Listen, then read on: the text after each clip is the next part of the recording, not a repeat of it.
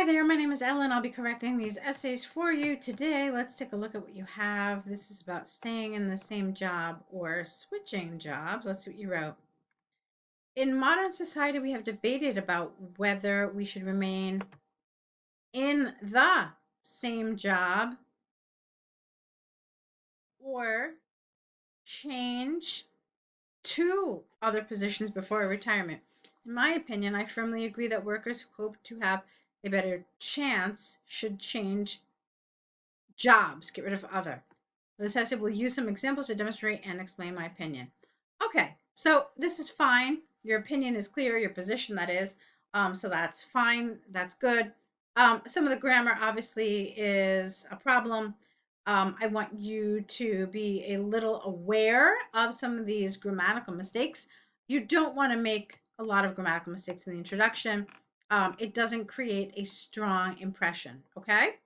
So on the one hand, some people decide to stay at the same position, not there, because they value, how about they value their perks, not the most of their perks. They value their perks. This is largely because some people with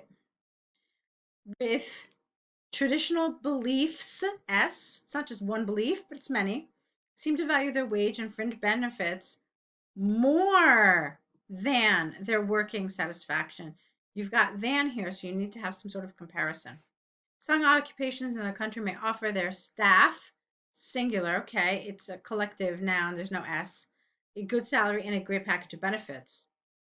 For example, public sector workers and their family in some countries can enjoy living in an apartment owned by their authority uh, so that they worry less about earning, ing, a, living. All right, so you can see that I'm correcting quite a bit of the grammar here. And then you need a thus here or a therefore. Therefore, it is conclusively clear that the wonderful packages of benefits can boost their workplace to work there before their retirement. I don't understand this. This is awkward. Can boost their workforce. I'm sorry, this is my fault. Okay, so the wonderful packages of benefits can boost their workforce to work there until their retirement. This is what I think you mean here. Okay, so it's clear now. Obviously there's some issues with grammar and some vocabulary as well. I thought that the task achievement was okay. In other words, the development was okay. But when we get towards the end of your essay, I'm going to talk to you about why some of this is problematic. Okay? We'll talk about it in a minute. Just let's get to your next paragraph first. On the other hand, some opponents, here you need an S, believe that we should not be limited to the same position our whole life. Some opponents, okay, you have some opponents and some opponents. Can you change the vocabulary up a little bit, please? So some believe we should change a career path at least once because, who is they? Because we, maybe, may work with a highly repetitive nature in our work. This is awkward. I don't know what this means. Even if it's they may work with highly repetitive nature in their work. I think you're saying that in order to avoid jobs that are highly repetitive and burnout, then you need to switch jobs. I think this is what you mean, but you're not really saying it clearly. For example, a blue collar worker, you've got one, and then you have R, so no. A blue collar worker who works in a textile manufacturing plant may repeat the manufacturing procedures over and over again for 10 hours every day. Consistent with this line of thinking is that they are, I don't know what this means, lower level of accomplishment. I don't understand that. It is possible to state that work, therefore, don't forget your therefore, it is possible to state that working, okay, it is possible to state that when working in very boring surroundings, it is very hard to stay there. All right, so other than the grammar, which you could see I had a lot to correct, I didn't really understand what you were trying to say. Part of that might be because of all the mistakes in your grammar. Um, but I found some of this really not clear. Okay, so let me show you what I mean. So some people say we should switch jobs. Why? Because some people have these really repetitive jobs and it's a problem. But that's all you said. You said because it's highly repetitive. So some people say we have to switch jobs because some jobs are really repetitive. So then here you said, for example, the blue collar worker in the factory might be doing the same thing over and over again. And then you said lower levels of accomplishment, but you never told us why. So that was really unclear. You made this mental leap and we don't understand why this is happening. And then you say that because of all of this and that it's so boring, it's hard to stay there. So I don't really agree with the way you've developed this paragraph. I would have focused on the benefits of switching jobs rather than talking about why it's bad to stay in the same, at least here. We'll talk about it a little more, okay? You can see there's a lot I want to talk about here. But this is not what I would have talked about in this paragraph. I would have talked about the benefits of switching jobs. What can somebody gain when they switch jobs? Okay, so let's see. In my opinion, oh, all right, so you've got a third body paragraph. That's interesting. We typically recommend only 2 body paragraphs so that your essay has 4 paragraphs in total, an introduction, 2 body paragraphs, and a conclusion. Usually there's no reason to write this because it should be incorporated in that second body paragraph. So, in my opinion, I certainly agree with the viewpoint that employees should look for other opportunities if they are not satisfied with their work. That's a nice sentence. Good.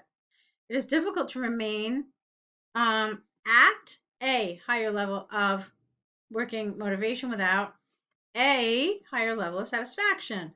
Although some organizations can provide a great salary and perks to their employees, not manpower, working with unhappy feelings would destroy our heart. We would waste our times when working something, but this is awkward, the grammar and the vocabulary. We waste our time when we work on something we are not satisfied with. This is what you mean. We should be more flexible in the new era. Okay. Oh, all right, that's interesting. So I thought this was your body paragraph. Um, okay. So what I see now is that this is your conclusion, but this is not the way we structure conclusion.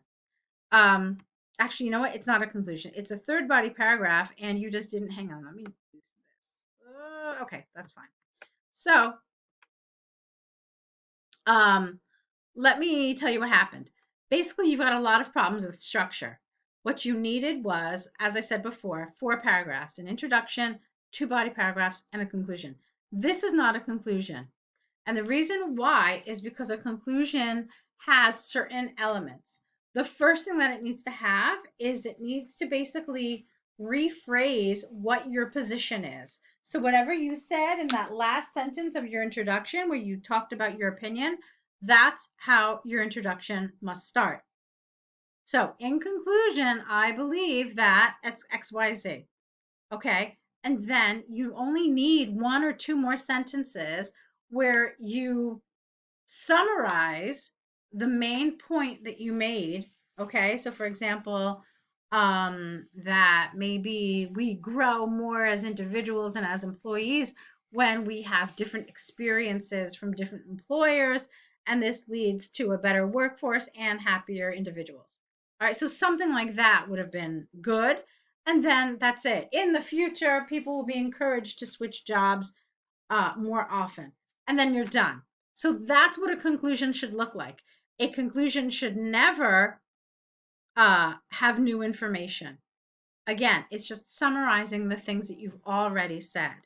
So this for me does not look like a conclusion at all. This looks to me like a third body paragraph.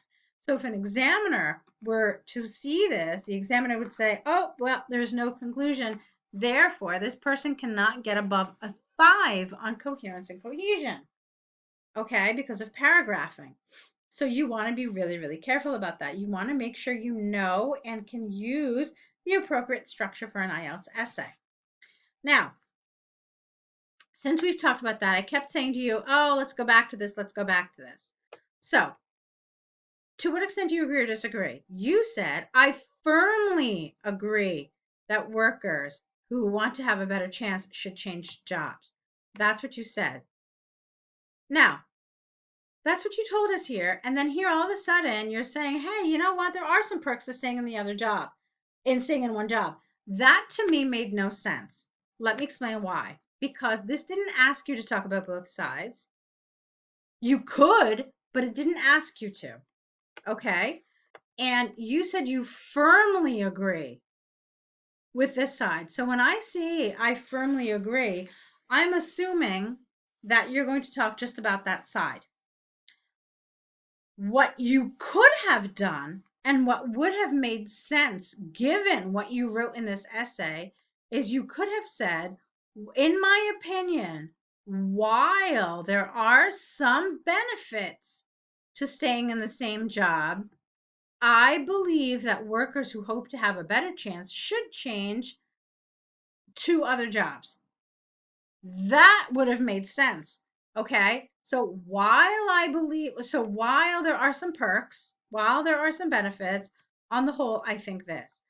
That would have made sense. And then that would have explained why you have this paragraph here. But you have to tell us in your introduction that this is what you're going to do. When I see I firmly agree, I'm assuming right there that you're just going to talk about that one side because you have not given me any clue that you're going to talk about both sides. And you need to, okay? You need to provide that information in your introduction. So if you had done that, then this paragraph would have been okay. But then here, you only talked about what was bad about staying in the same job. And that's not what we want to know. We want to know why it's good to switch jobs. So this paragraph for me was wrong. It was developed incorrectly. Others say they should switch jobs at least once during their career. All right, why? You said you agree with that. But instead of telling me why you agreed with that, you told me why you don't agree with the other side. And that's not what you're supposed to talk about. So as you can see here, this has a number of problems with task achievement. And then, of course, the fact that you didn't really have a conclusion is a problem with coherence and cohesion. So both of these issues would have lowered your score. You also probably saw that I corrected a lot of the grammar. So I want you to be aware of that and know that that's something you really have to work on. All right, so let's go ahead and look at this crop production pie chart. The pie chart shows that the proportion No, let's try it again. The pie chart shows the proportion of crops produced for 6, not types, but for 6 products, you could have said maybe, in France in 2017. Overall, France okay, you can't say that France produced the highest percentage of corn because you're not comparing France to other countries. Okay, what you could say instead is that overall cotton was the cotton had the highest percentage in France while corn had the least. That would have made sense. So you're comparing cotton to corn, not France to corn. Okay, so it's a little bit of grammar here that you have to fix. Okay, of these crops, get rid of the word production here, corn and rice were by far, corn and rice. Okay, interesting. Corn and rice were by far the lowest, get rid of by others, representing together only about 5%, get rid of the 4. Corn represents the lowest proportion at 1.7, followed by the second lowest, comma, rice, comma, at 3.5. All right, I disagree with talking about the lowest first. Usually we talk about the highest first, and then you have a couple of choices. You can either kind of go down the row, or you can show some sort of contrast. You can talk about the highest, and then you can say, in contrast, corn and rice, etc., etc. But I would not have talked about the lowest first. Regarding the other crops, cotton was the highest proportion at 34.4, making up more than 1/3 in total. Good. For sugar and wheat, they were similar with more than a fifth each. Don't forget that word here. Sugar represented the higher ratio at 21.9, which is followed by the amount of wheat, not the amount, but the proportion or the percentage of wheat at 20.4. Fine. Each together accounts, not each together, no, together they account for more than 40%. Now, I don't love that because you've already said that they were more than a fifth. And then here you gave me the specifics. And then here you're just adding them together. I don't think this is worthwhile. It starts to feel a little repetitive. Okay. Barley accounted for, it's past tense, 2017, less than a fifth at 18%, which was followed by the proportion of sugar and wheat. All right. So it's a little repetitive. I feel, where did you talk about sugar and wheat?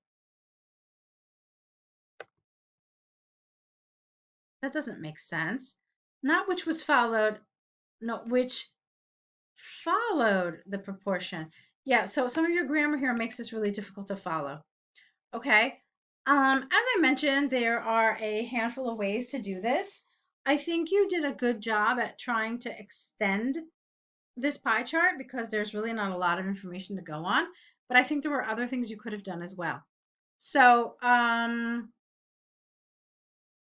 yes, cotton on its own. I agree with that. Okay. And then maybe you could have talked about sugar, wheat, and barley. Or, there are a lot of different ways you can do this, really. Um, let's see. Maybe, you know, no, that would have been 56%. Um, yeah, I mean, most people honestly will talk about cotton first, and then they'll talk about sugar second. So you can do that. And then you can talk about wheat and barley kind of together. And then most people have a separate paragraph for corn and rice. Okay. But when you get to that paragraph about corn and rice, what you then can do is you can make some connections. So, for example, look at this. Did you see that rice is like 1/10 of cotton?